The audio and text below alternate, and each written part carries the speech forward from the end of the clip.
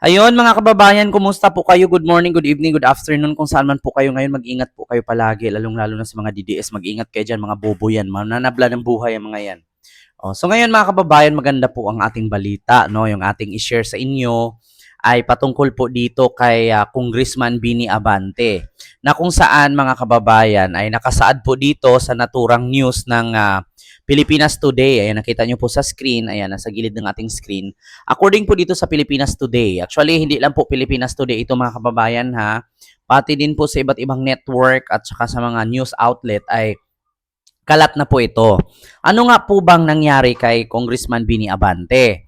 So, Representative Bini Abante, nagbabalik kamara, according sa COMELEC. Opisyal na idiniklara ng Commission on Election ang pagkahalal bilang kinatawan ng ika-6 na distrito ng Maynila si Congressman Bienvenido Bini Abante Jr. matapos ipawalang bisa ang sertifikasyon of candidacy ng kaniyang katunggali na nanalo sa May 12 election na si Luis Joey Oy or Chua Oy. Based sa desisyon na inilabas noong Hunyo 16, idiniklara ng COMELEC ang Second Division and Certificate of Candidacy or COC ni Joey Oy bilang void.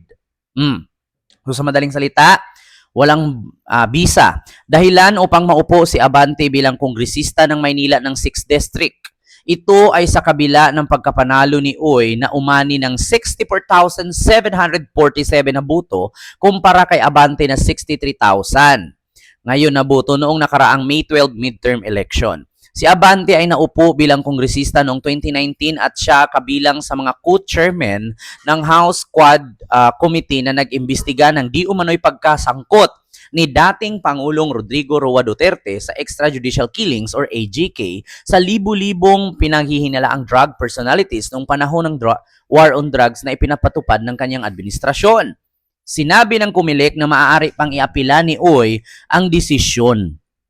Ngunit mga kababayan, ayan po sa gilid ng ating screen, idiniklara po no, na si Bini Abante daw po ay panalo at ang kadahilanan nga po ay naka-void po itong Certificate of Candidacy ni Luis Joey Oy ng 6th District, Members of House of Representative, District City of Manila. Itong si Congressman Bini Abante. Kung naalala nyo po mga kapabayan, nung nakaraan pong eleksyon, actually, hindi po si Congressman Joey Oy yung bumira kay Bini Abante. Bagkus ang bumira po ay si Sara Duterte. Ito po yung binababoy-baboy nga ni Sara. Kung naalala nyo po, sa ginawa ni Sara doon yung nakadila-dila itong si nakadila itong si Bini Abante na binira ni Sara. Ipakita ko po sa inyo dito mga kababayan na kung paano birahin ni Sara Duterte itong si Abante. At ngayon, Sara, kabahan ka na. Si Bini Abante nanalo. Patay ka. Andun pa yung anak niya, spokesperson. Tadta rin talaga kayo ng intriga niyan. Oo, nako. Bini Abante. Ito, binira ni Sara. Sabi ko nga sa inyo mga kababayan, ito po yun,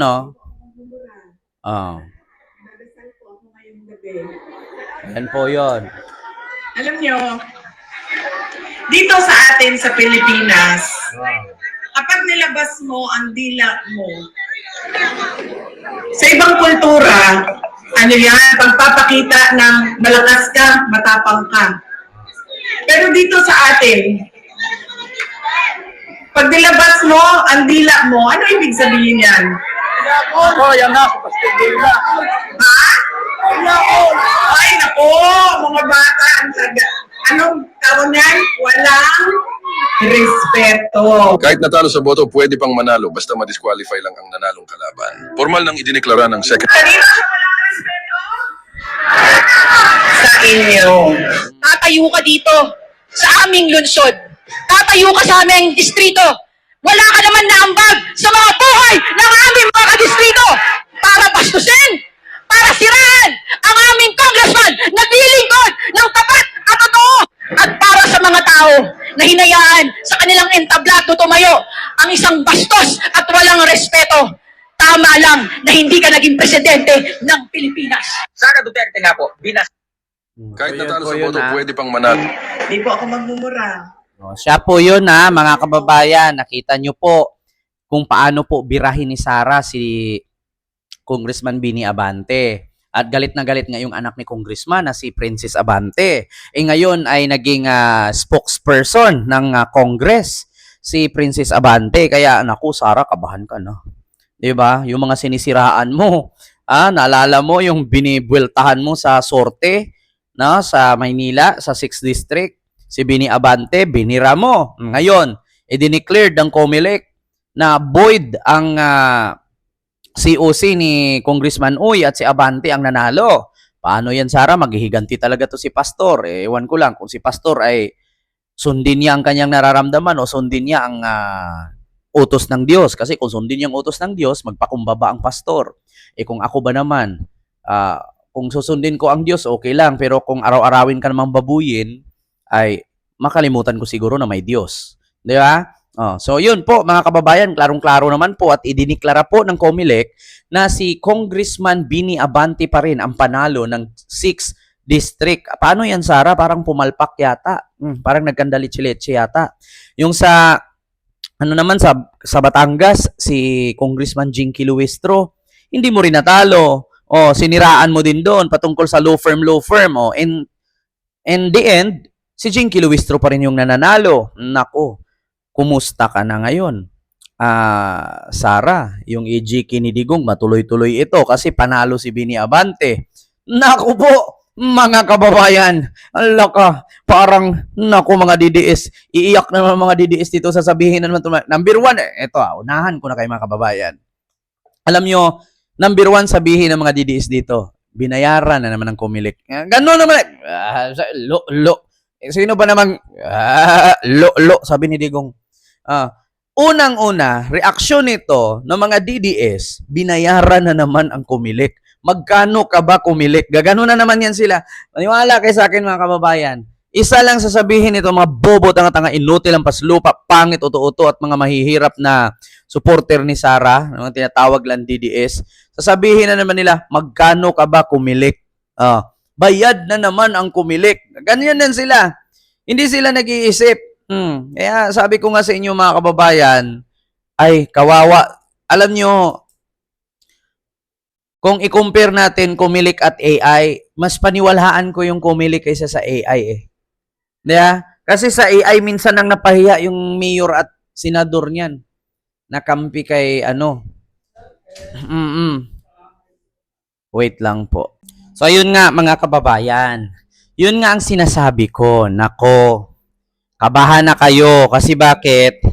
Hindi kasi, actually mga kababayan, meron nga tayong kasabihan na hindi mananaig ang kasamaan sa kabutihan.